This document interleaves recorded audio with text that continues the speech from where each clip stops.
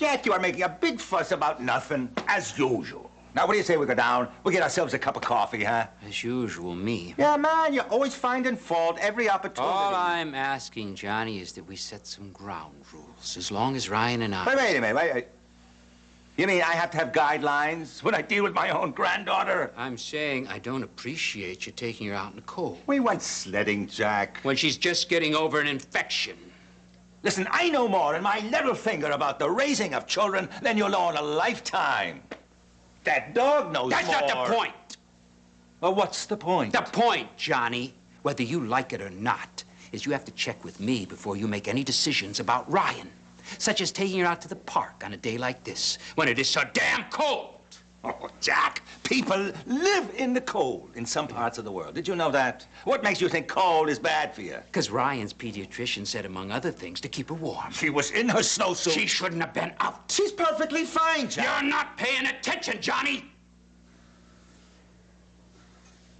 I appreciate you and Maeve putting this up. I know it's better for Ryan. Whether you know it or not, I am making an effort. Oh. But there has got to be some ground rules. I see. You're telling me that I have to call you whenever I have anything to do with your child. Hello there, Jack. It's the old Da. Can I give the baby a cookie? Now, you see, that's... You smell smoke. Yeah, as a matter of fact, I do. Good God, there's a fire in Ryan's room!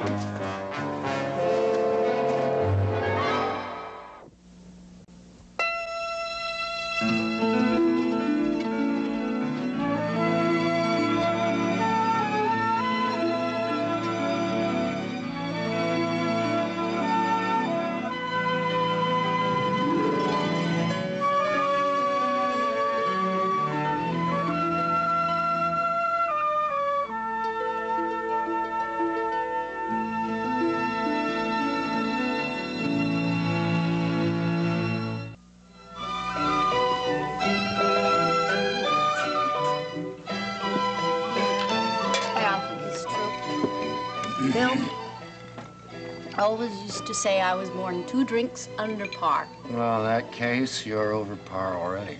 Who's counting? You know how this makes me feel? It used to make you feel affectionate. Positively maternal. You know, Roger, I think I could have been a wonderful mother if I just stayed half-smashed all the time. Well, at least you know how to be a good mother from now on in. And I want to be. I really do. I want to protect her from all the mistakes I make. From what you told me about her love affair with her high school boyfriend all last year, aren't you kind of locking the barn door after the horse got away? No. No, Kimberly made a mistake, but she was lucky she doesn't have to make the mistake again. Well, what is it that you're afraid that she's going to do? She'll do what I did, culminating in a mistake which I named Kimberly. Well, that's not so terrible, considering the way that she turned out. It is. It's terrible to be 17 years old and pregnant without a husband. So ashamed, cut off from everybody. It's terrible. I don't think that's going to happen to Kim. Not if I have anything to say about it. You know what is a consolation to me? That she's with Seneca right now. She's perfectly safe. Well, it's better than being out on her own. I enjoy telling her what to do, when to go to bed, when to wake up. You'll have a great time. You know, who really worries me is that young resident of yours, Adam Cohen. Kimberly's much too interested in him. Oh, Adam won't bother her. He's much too straight arrow for that. You know, you're lucky that Pat Ryan isn't around anymore. Pat'd gobble her up. Hey, nobody gobbles up my Kimberly. Right. Someday there's going to be a very fine young man for her.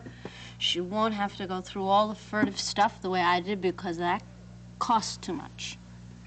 I used to enjoy all that furtive stuff.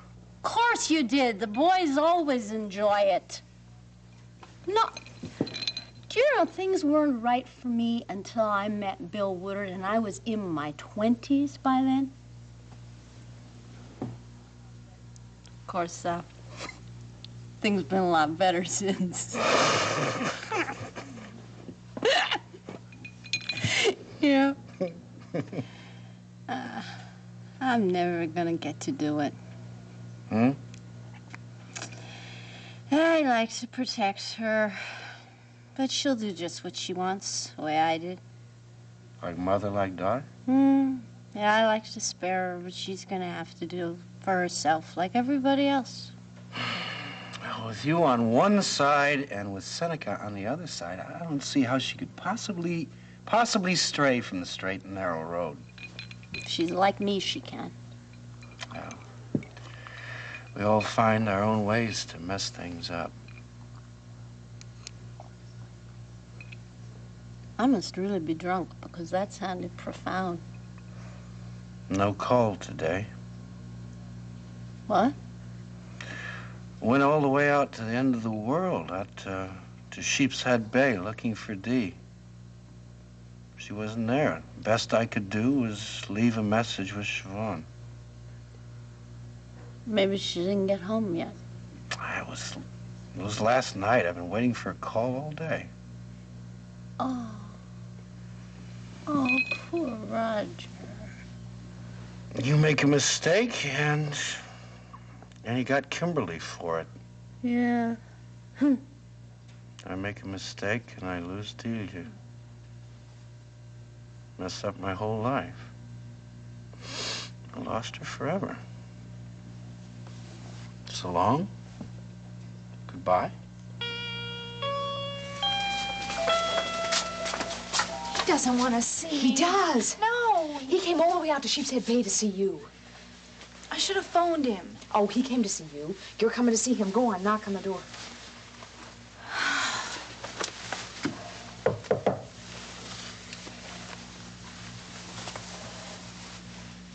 There's no answer. We gotta go. Hey, have you still got your key? Yeah? Well, dig it out.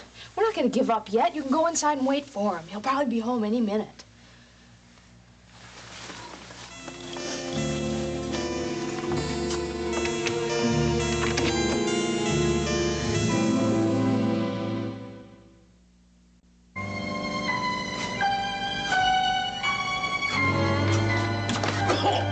Come on, honey. Come on, let's get out of here.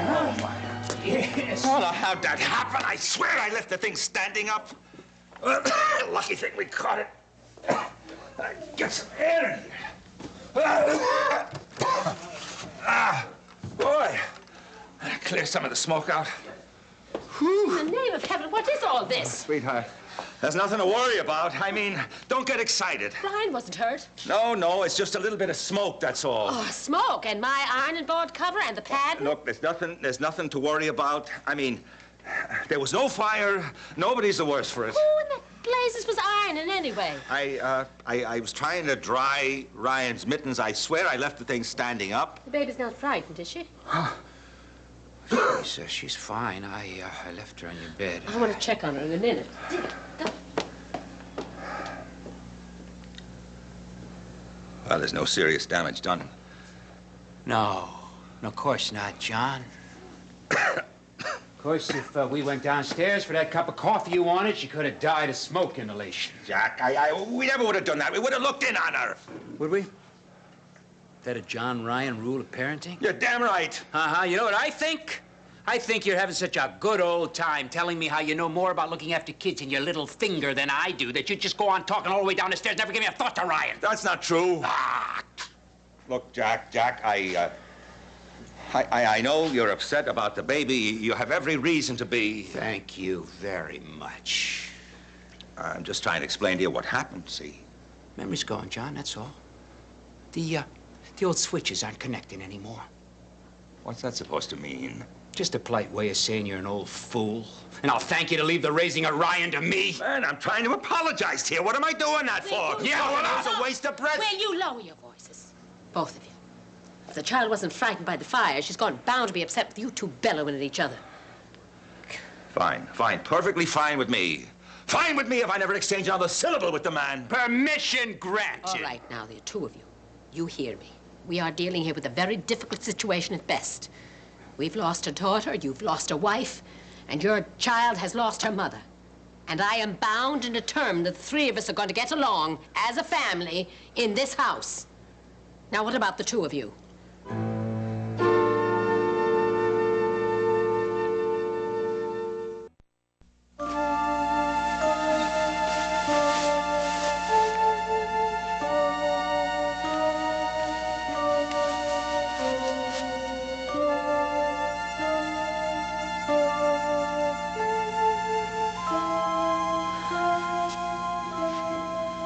Oh, Siobhan, you gotta get home. This is crazy. No, Roger understands everything. That's what I'm afraid of. He understands that Dan Fox had you in a very unfortunate position. Oh, you can say that again. And he understands that he was not entirely without fault himself. He'll never forgive me. He has. He will. Really? Do you think so? He will. He told me so. I sure hope you're right, because I'm just sort of crazy about him. Do you know that he's the only person in my whole life that knew what a terrible, rotten person I was and still loved me? Well, the family always agreed you two belonged together. We did. I mean, we do. Except, I guess I messed things up. What's the good of taking all the blame on yourself? Besides, you know the fault is not all yours. You know it. It is. Well, what about Roger and this other woman? That was terrible. That was horrible. He drove me into Dan's arms. There, you see, it's not all your fault. You knew how much I hate her. Who? The other woman. Couldn't you just forgive the way Roger's willing to forgive about Dan Fox? It's not me forgiving him. It's will he forgive me? But he has, I'm telling you. Well, he's been so mean lately. It's because he was hurting. He's gonna forgive me. Roger will forgive me. He'll forgive me. That's it. I don't know. Well, maybe I'm putting my nose in where it doesn't belong. Maybe you don't want to see him after all. I do. Well, that's what he wants. It'd be so wonderful to be back together again. And I promise I will be such a good wife. Well, if that's what you want, and that's what he wants, where is the problem? You know, I'm just scared. But I feel good inside. Happy, almost. Well, great. On that note, I think I'm going to leave you. Alone? The last thing you and Roger need is a third person. I do love him. Well, then all you have to do is wait for him to come back. Let nature take its course. Let nature take its course. You'll know what to do. Meanwhile, I've got to go get dinner for Joe. These days, he's really big on a family, normal family life. So right now, that means a hot meal when he gets home. Guess that's because he never really had a home. No, not since he was a kid. From the time he was about 15, the closest thing he had to a home was the kitchen at the Harborside restaurant. No wonder he and Tizo are so close. Yeah. Tizo may be his uncle, but he's really been a father to him. Hey, be good to Roger. Listen, thank you so much. You're welcome.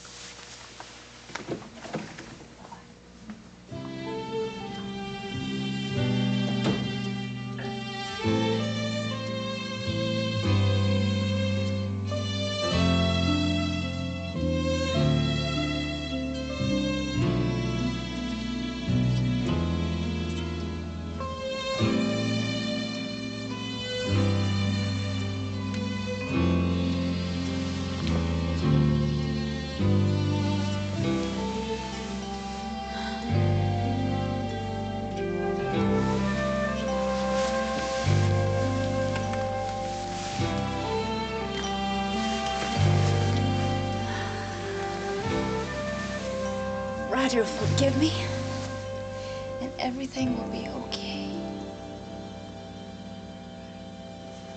You've been a good friend to me, Roger. That's me. Thank you, Kat. Thank you. You put me on the right path about Kimberly. Remember the old motto? The only good mother is a drunk mother. I feel so sweet about her. I love her so much. That's beautiful. That's the way you feel about Delia. No, I don't think you have that quite right. Close. The only difference is I found Kimberly, you lost Delia. Yes. It's not fair. Isn't. We have to get her back for you. It's too late. She won't talk to me. She never called.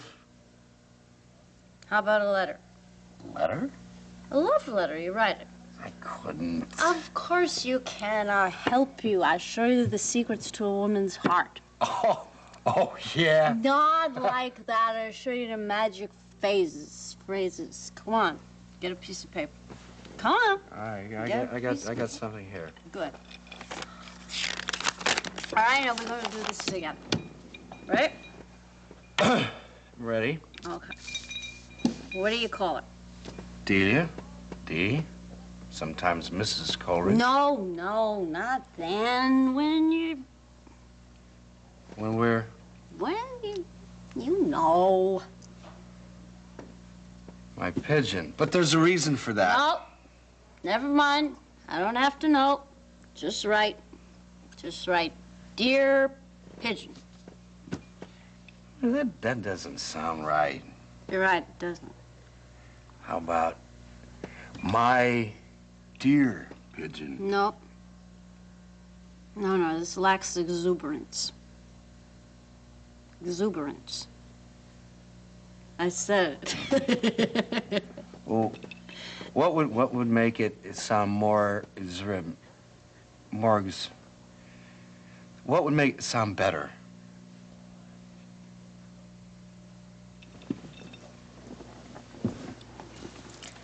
My one and only darling pigeon. Oh, that's terrific. That's terrific. My one and only darling Pigeon. pigeon. Right. This letter is going to change Delia's mind about a lot of things.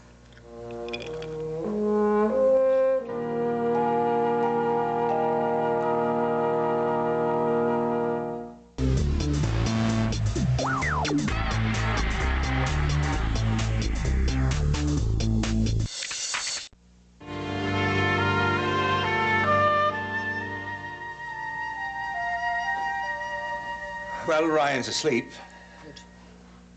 Think I'll go tell his lordship. John, please sit with me for a minute. It's been a difficult day. You'd think the man had never made a mistake in his life. John, don't take the tone with me, please. I'm not Jack Finelli. I'm sorry. I've been sitting here, trying to figure out what's at stake in all of this. Oh, you mean, will the man and I ever be able to get along? Well, No, frankly, John. if you want... It's much more than that. Do you have any idea of why Jack is being the dreadful nuisance that he is these Oh, days? then you admit it. Well, I'm not blind, man. I have eyes in my head. Nuisance isn't half of what I would Yes, call it. but have you thought why he's behaving so badly? Well, and frankly, I've been too busy trying to deal with the man. He's testing us, John. He's trying to find out whether this is his family or if we're going to throw him out the minute he misbehaves. Don't think I'm but tempted to. Oh? Well, if he leaves, Ryan leaves with him. Why do you think I've been so patient with him? Yes, well, patience is what's needed. We've got to make him realize that this is his home, even if Mary is gone, and that he is part of us. Well, lady, I just hope the man comes to realize how welcome he is in our house before I throw him down the stairs. If you don't give me another chance, I will live alone and loveless the rest of my life. Very good. I love you, I love you, I love you, Roger. Now, what we need is a piece of paper. Back of a menu isn't a good idea.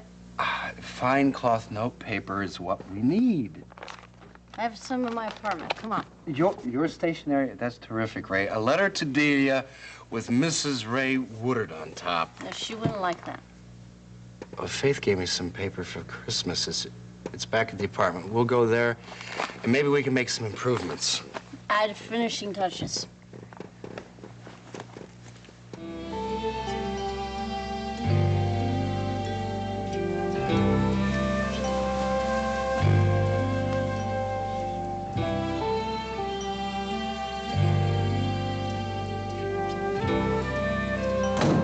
No one like you, Ray.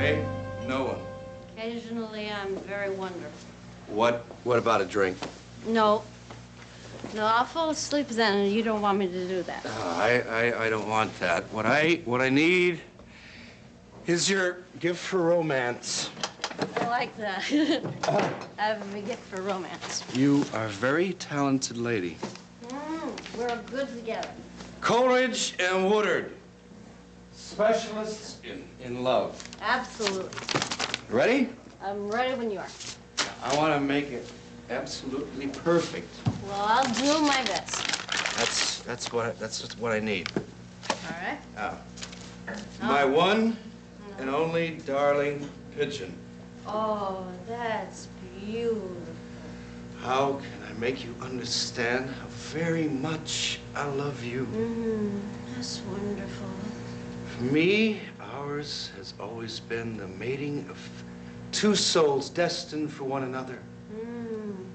You like it? Oh, yes, I love it. So do I. I don't like it. I don't like it at all.